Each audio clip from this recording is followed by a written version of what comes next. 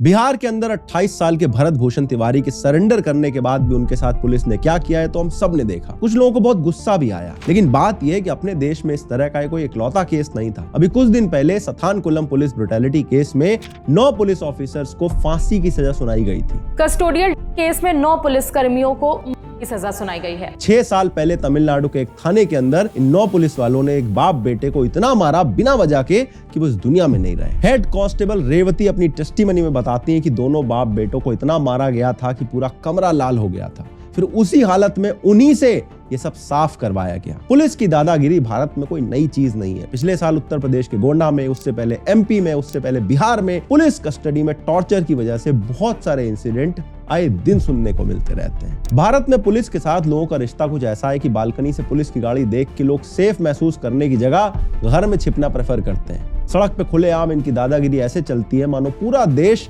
इनके बाप का है और हम सब इनके नौकर हैं।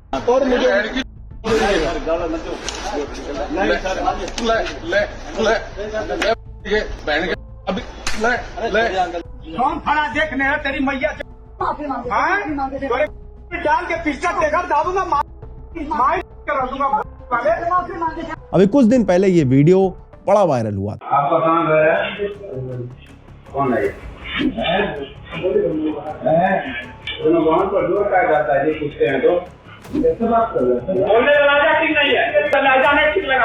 एक रेस्टोरेंट में भाई बहन डिनर करने गए थे, तभी ये पुलिस वाला बिना वजह उन पे आके चिल्लाने लगता है। फिर ये वाला वीडियो देखो। अकेले क्यों छोड़ते हैं? घूम रही हैं यहाँ पर पार्क में, शीतला माता मंदिर में घूम रही हैं, क्यों लड़कियां को छोड़ देते हैं अकेले? एक भाई बहन मंदिर गए हुए हैं और पुलिस वाले आके उनको परेशान कर रहे हैं और फिर उनके पेरेंट्स को फोन करके डांट रहे हैं कि आपने घर से जाने कैसे दिया। आई एम श्योर आप में से बहुत सारे लोगों का पर्सनली भी कभी ना कभी ऐसा एक्सपीरियंस हुआ होगा। और यहाँ पर मैं सारे पुलिस वालों की बात नहीं कर रहा हूँ, कई पुलिस वाले मेरे पर्सनल फ्रेंड्स भी हैं, लेकिन फिर भी बहुत सारे ऐसे केसेस देखने के बाद इस पर बात करनी जरूरी है। इसीलिए आज की वीडियो में जरा इसी पे बात करते हैं और देखते हैं कि आखिर पब्लिक सेफ्टी की जिम्मेदारी जिस पुलिस फोर्स पे है, वही पुलिस आज पब्लिक के लिए खतरा जैसा क्यों बनती जा रही है। और अगर कल के दिन आपके साथ ऐसा कोई पुलिस वाला कर दे तो आपको क्या करना चाहिए, आइए देखते हैं।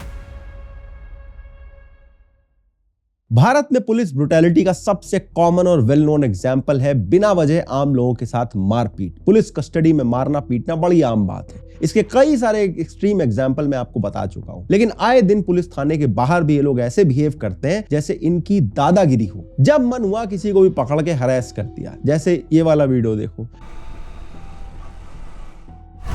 तमाचा खींच के साला मारेंगे, तमाचा खींच के। हेलमेट खोलो, हेलमेट खोलो। भाग नहीं रहा था। हेलमेट खोलो, बोलिए ना। हेलमेट खोलो, मारेंगे। हेलमेट खोलो ना, ला इसको खोल रहा सर। ये क्यों इससे सर टूट जाएगा सर, महंगा सर। इस बाइकर के हाथ में सिर्फ एक कैमरा था और इसके लिए इसे किस तरह से हरास किया जा रहा है। आपको देखना है, पहले छोड़ो इसको छोड़ो सर। ये टूट जाएगा, हम दिखा रहे हैं सर।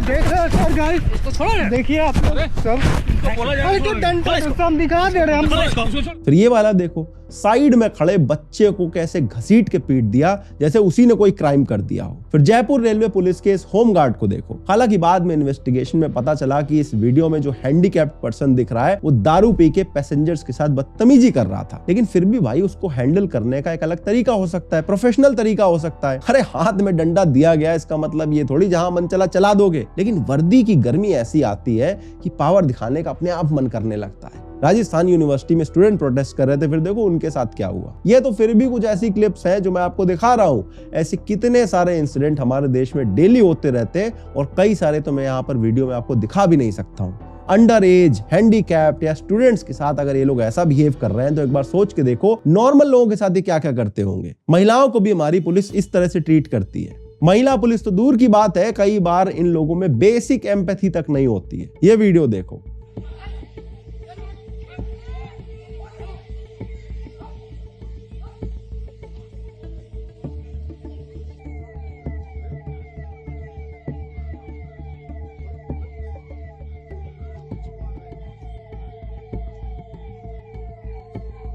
यहां तो इनकी कोई गलती भी नहीं है, पर खैर गलती देख भी कौन रहा है। और कई बार तो मैं सोचता हूँ कि पुलिस वालों को पता भी है कि वो सब गलत कर रहे हैं या उन्हें लगता है काम करने का यही सही तरीका है। अब ये तो चलो फिर भी वो लोग हैं जिन्होंने पुलिस की दादागिरी को चुपचाप सह लिया, लेकिन अगर किसी ने पलट के 2 बातें बोल दी तो इनके हाथ पैर ऐसे चलने लगते हैं जैसे थप्पड़ लगाना, मारना पीटना इनका अधिकार है। फिर ये वीडियो देखो, पुलिस वाले के हाव भाव से पता चल रहा है कि रौब झाड़ने की कोशिश है बस। ऐसे लोगों से आप उम्मीद क्या ही रखोगे कि ये लोग जरूरत पड़ने पे किसी की हेल्प करेंगे। बिना घूस दिए एक काम नहीं होता है, और जैसे ही हाथों में नोट की गड्डी थमा दो, आप जो कहोगे वो करने को रेडी हो जाते हैं। अभी कुछ दिन पहले लखनऊ में एक केस हुआ था। एक गैंग के FIR से नाम हटवाने के लिए 2 लाख की घूस लेते हुए पुलिस ऑफिसर पकड़ा गया था। ऐसी हजारों वीडियोस आपको ऑनलाइन मिल जाएंगे, और अगर कोई घूस देने से मना कर दे तो उसको ऐसे अननेसेसरली हरेस किया जाता है कि बेचारे के पास और कोई रास्ता नहीं बचता है। एक पासपोर्ट वेरीफाई कराने से लेकर नॉर्मल FIR लिखाने तक आदमी को पैसे खिलाने ही पड़ते हैं। गाड़ी चलाते हुए अगर आप गलती से भी थोड़ा इधर उधर हो गए तो तुरंत आ जाते हैं और बिना 500 की पत्ती लिए खिसकते नहीं है। कई बार चाबी खींचने लगते हैं, गाड़ी उठवा लेते हैं। आप जितने लोग सड़क पे गाड़ी चलाते हो, आप सबको पता होगा कि ऑफिशियल फाइन अलग होता है, लेकिन पुलिस को कितने की पत्ती देके किस जुर्म से आप छूट सकते हो उसके एक रेट कार्ड अलग से बनता है। लेकिन कई बार जिस गाड़ी से ये घूम रहे होते हैं उसके डॉक्यूमेंट का नहीं पता रहता है। पॉल्यूशन इसका एक्सपायर है 1 साल पहले, और आप दूसरे का पॉल्यूशन का चालान कर रहे हो। मैंने घर जाके सब चेक करा। आपकी अथॉरिटी है मेरी? तो आपकी अथॉरिटी है, आप खुद गाड़ी में घूम रहे हो, आपका पॉल्यूशन नहीं है। और अगर बाइक से जा रहे हैं तो कई बार हेलमेट लगाए बिना घूमते रहते हैं, लेकिन आम आदमी को परेशान करने का एक भी मौका नहीं छोड़ेंगे। और इसीलिए कई बार मैं सोचता हूं कि आखिर ये लोग ऐसे क्यों हैं। हर देश में पुलिस होती है, हर जगह क्राइम होता है, फिर भारत में ही ये पुलिस वाले इस तरह से क्यों बिहेव कर रहे हैं। देखो, हमारे समाज में पावर एक ऐसी चीज है जो सबको चाहिए, लेकिन जिसके पास होती है वो पावर को हमेशा मिसयूज करता है। दरअसल हम इतने लंबे टाइम तक अंग्रेजों के गुलाम रहे ना, कि जो आदमी पावर में पहुंच जाता है वो अंग्रेजों जैसा बिहेव करने लगता है बाकी लोगों के साथ, कि पावर मिली है मतलब नीचे वाले को घोट के रख देंगे। ये मानो हमारे DNA में बस गया। इसीलिए तो IAS IPS जैसी जो नौकरियां हैं उनका इतना क्रेज है हमारे देश में। कोई सेवा करने के लिए नहीं जा रहा है, आदमी सोचता है एक बार अफसर बन जाने तो फिर बताऊंगा इन सबको। और इस बात के लिए किसी एक पर्टिकुलर आदमी को ब्लेम करना मुश्किल है, क्योंकि जब आप सिस्टम के अंदर लगातार पिसते जाते हो तो आपको भी लगता है एक बार पावर आ गई ना, इन सबको दिखा दूंगा। ये मेंटेलिटी हम सब में बड़ी कॉमन रहती है। इसीलिए जब कोई पुलिस की नौकरी में आता है और उसके हाथ में अनचेक पावर आती है तो उसको लगता है कि मैं ही तो राजा हूं, मेरे सामने सबको झुक के रहना पड़ेगा। और फिर यही मेंटेलिटी इन लोगों से इस तरह का काम करवाती है। फिर समय के साथ साथ जैसे जैसे वो पावर मिसयूज करता है और देखता है कि भाई लिटरली कुछ भी कर लो, कोई कॉन्सिक्वेंस ही नहीं है, कोई अकाउंटेबिलिटी की जगह नहीं है, तो पावर और ज्यादा उसके सर पे चढ़ने लगती है और बिना वजह लोगों को मारना पीटना हैरेस करना उसकी आदत बन जाती है। तभी जब कोई मुंह खोल के कुछ बोलता है तो इनका दिमाग सटक जाता है, जैसे कुछ वीडियोस में मैंने ऑलरेडी आपको दिखाया है। इसके अलावा इतिहास में थोड़ा पीछे जाके देखो तो एक और चीज दिखेगी। ब्रिटिश राज में 1861 में एक कानून पास हुआ था, पुलिस एक्ट 1861। इसके ठीक 4 साल पहले 1857 की क्रांति हुई थी। मतलब अंग्रेजों ने ये पुलिस फोर्स बनाई ही इसलिए थी ताकि ऐसी कोई क्रांति 1857 जैसी दोबारा ना हो सके। इसका काम जनता की सेवा करना नहीं था, जनता को दबाना था। अब अंग्रेज चले गए, संविधान आ गया, लेकिन पुलिस का जो ढांचा है वो वही का वही रह गया। सोच के देखो कि जिस पुलिस को 160 साल पहले अंग्रेजों ने बनाया, वो स्ट्रक्चर बनाया है, उसी स्ट्रक्चर में आप काम करोगे तो ये फोर्स आपकी दोस्त कैसे हो सकती है? कोई चांस ही नहीं बनता इस बात का। इसीलिए आज भी ज्यादातर थानों में SHO खुद को पब्लिक सर्वेंट नहीं, पब्लिक का मालिक समझता है। आप अंदर अगर घुस गए तो आपसे ऐसे सवाल किया जाएगा जैसे आप ही कोई क्राइम करके आए हो। क्या काम है, किसके पास आए हो, अरे इतनी छोटी सी बात के लिए FIR लिखवाने क्यों चले आए। और अगर पुलिस कस्टडी में किसी की मौत हो जाए तो पुलिस वालों को जनरली कुछ कहा नहीं जाता है। मैं आपको डेटा दिखाता हूँ। NCR भी बताता है 1999 से 2023 के बीच में जो 25 साल थे उसमें पुलिस कस्टडी में 2253 लोग मारे गए, और इनमें से सिर्फ 3 केसेस में पुलिस को सजा हुई है। अब आप खुद सोच के देखो, जब किसी प्रोफेशन में इतना बड़ा सेफ्टी नेट आपको मिल रहा है, आपको पता है कि आप कुछ भी कर दो आप बाहर आ जाओगे, तो आप क्यों अच्छे से बिहेव करोगे? इसीलिए पुलिस वालों का एक अनरिटन रूल रहता है, जब 2 थप्पड़ मार के काम हो रहा है तो प्रोसीजर फॉलो क्यों करना है? कॉन्स्टिट्यूशन क्या कह रहा है, मोरल्स क्या है, एथिक्स क्या है, एम्पैथी, ह्यूमन राइट्स, इन सब ख्याली बातों की ये बत्ती बना देते हैं क्योंकि हमारे यहाँ तो भैया ऐसा ही होता है। ज्यादा से ज्यादा क्या हो जाएगा भाई, सारे बाबू और मंत्री तो उन्होंने सेट कर रखे हैं,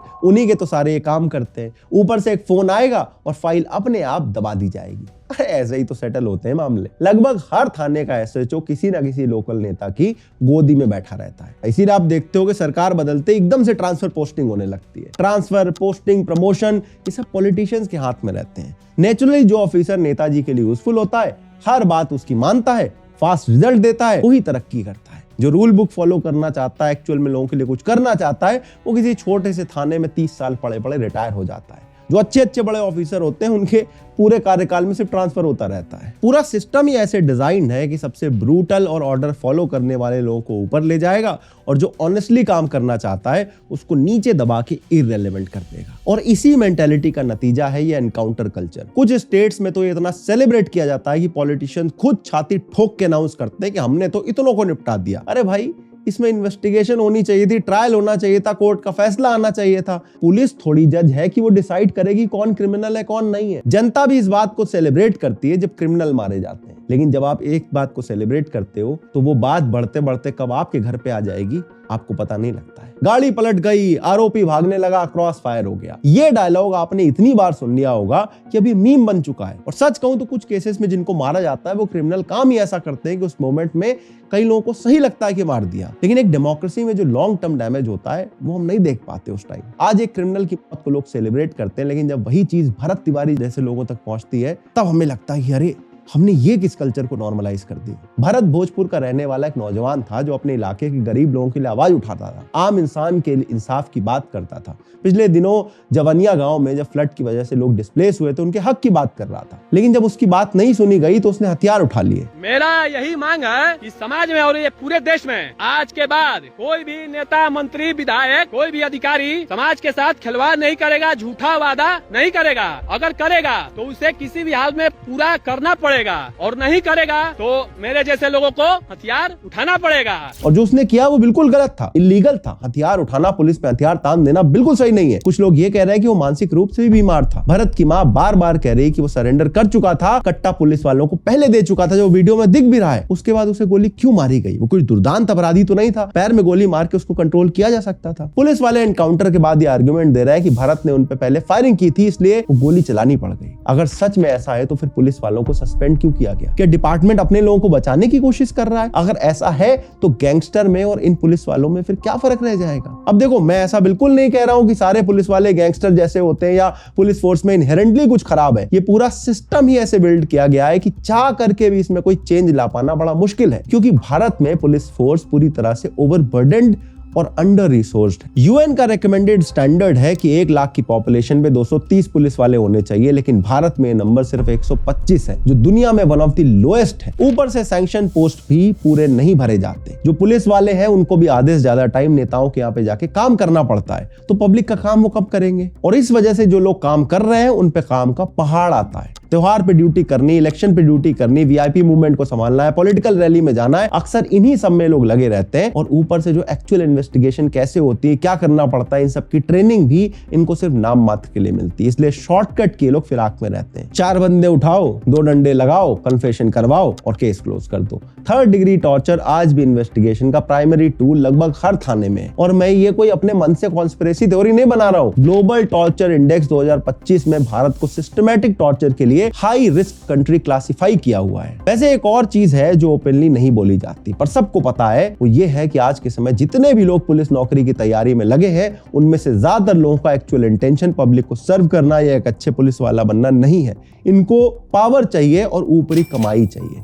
हो भी क्यों ना, कई सारे पुलिस वाले जब पैसा दे के पुलिस में जाते हैं, अपने खेत बेच के घूस खिला के पुलिस में जाते हैं, तो जाके वसूल नहीं करना चाहेगा। हर 2-4 महीने में ऐसी न्यूज दिखती कि ईडी या सीबीआई ने कांस्टेबल के घर पे रेड मारी और करोड़ों में कैश, गोल्ड, 2-3 प्लॉट वगैरह निकल आए। कांस्टेबल साहब की ऑफिशियल सैलरी 30-40 हजार थी, लेकिन उनके पास प्रॉपर्टी थी करोड़ों की। पुलिस की नौकरी में ऊपरी कमाई कोई छुपी चीज नहीं है। किसी भी चेक या नाके पे आप खड़े हो, 2 मिनट आप ध्यान दो, आपको खुद सबूत दिख जाएंगे। और अगर आप ये ना भी करना चाहो ना, तो वहां पर जो करप्ट ऑफिसर्स हैं वो आपको जिंदा नहीं रहने देंगे, क्योंकि जब पूरा सिस्टम घूस ले रहा है और एक ईमानदार वहां पहुंच जाता है तो वो ईमानदार की ईमानदारी उनके लिए खतरा बन जाती है, उसको वो जीने नहीं देते। या तो आप करप्ट बन जाओ या तो आपको भगा देंगे। अब देखो, यहां बैठ के मैं घंटों तक लेक्चर दे सकता हूं कि सरकार को क्या करना चाहिए, कौन से रिफॉर्म करने चाहिए, क्या स्ट्रक्चरल चेंजेस करने चाहिए, लेकिन सच ये है कि आप और मैं दोनों जानते हैं हमारे यहां ऐसा ही होता आया है और यही होता रहेगा। इसीलिए ज्यादा इंपॉर्टेंट ये है कि आप ये जान लो कि अगर पुलिस आपके साथ मिसबिहेव करे तो आपको क्या करना चाहिए, या एटलीस्ट आपके पास प्रैक्टिकल ऑप्शन कौन से हैं। देखो, अगर पुलिस पकड़ती है तो आपको पूछने का लीगल राइट है कि आपको किस चार्ज में पकड़ा जा रहा है। कॉग्निजेबल ऑफेंस में बिना वारंट के भी पकड़ सकती है, लेकिन चार्ज बताना कंपलसरी है। कॉन्स्टिट्यूशन के आर्टिकल 22 में आपको ये राइट मिला हुआ है। आपको ये हक भी है कि घर में किसी रिलेटिव को आप इन्फॉर्म कर सकते हो, आपके वकील से बात कर सकते हो। किसी को अरेस्ट करने के 24 घंटे के अंदर मजिस्ट्रेट के सामने पेश करना भी पुलिस की लीगल ड्यूटी है। इसके अलावा FIR लिखवाना आपका राइट है। अगर लोकल थाना FIR लिखने से मना करता है तो 0 FIR का कॉन्सेप्ट आप यूज कर सकते हो। किसी भी थाने में FIR लिखी जा सकती है। ऐसा नहीं कि ज्यूरिसडिक्शन का कोई इसमें चक्कर आता है। अगर वहां भी मना करें तो सीधा आप SP ऑफिस जा सकते हो या मजिस्ट्रेट के पास जाओ या ऑनलाइन कंप्लेंट डाल दो। मजिस्ट्रेट पुलिस को FIR लिखने का ऑर्डर दे सकते हैं। और ऐसे सिचुएशन में सबसे इंपॉर्टेंट चीज है आपका फोन। अगर कहीं पुलिस आपके साथ पब्लिक में इस तरह से गलत बिहेव कर रही है तो आप अपना फोन निकालो और रिकॉर्ड करना शुरू कर दो। पब्लिक प्लेसेस में पुलिस को रिकॉर्ड करना लीगल है, कोई क्राइम नहीं है। पुलिस वाले आपको बोलेंगे कि फोन नीचे करो या रिकॉर्डिंग डिलीट करो, मत करना। हो सके तो आप इस चीज को लाइव स्ट्रीम कर सकते हो या किसी अपने आसपास को इंस्टेंटली भेज सकते हो। फिर आपके पास एक परमानेंट प्रूफ हो जाएगा। और यही एक चीज है जिसने पिछले कुछ सालों में एक्चुअल में थोड़ा बहुत फर्क क्रिएट करा है, जिससे सोशल मीडिया पर लोगों को दिखने लगा है कि एक्चुअल में क्या हो रहा है। इसके अलावा अगर पुलिस आपके साथ मारपीट करती है या पुलिस कस्टडी में कुछ होता है तो तुरंत किसी रजिस्टर्ड गवर्नमेंट हॉस्पिटल में मेडिकल करवाओ और उसका रिकॉर्ड अपने पास रख लो। ये डॉक्यूमेंट फ्यूचर में सबसे बड़ा प्रूफ बन सकता है। बाकी सरकार को तो हर पुलिस ऑफिसर के ऊपर बॉडी कैमरा एक कंपलसरी चीज बनानी चाहिए, जिससे बहुत सारी प्रॉब्लम सॉल्व हो सकती है। और ये चीज एक्चुअल में आप देखोगे बाहर की कंट्रीज में मैंडेटरी होता है, लेकिन जब तक ये नहीं होता तब तक आप खुद को अवेयर रख सकते हो। अपने राइट्स को पता करो, फोन में कैमरा हमेशा रेडी रखो, क्योंकि अल्टीमेटली वही आपके सबसे ज्यादा काम आएगा। अगर ये वाला वीडियो आपको अच्छा लगा तो अगला वीडियो आपको और अच्छा लगेगा। स्क्रीन पे लगा दिया है, क्लिक करो और अभी देख डालो।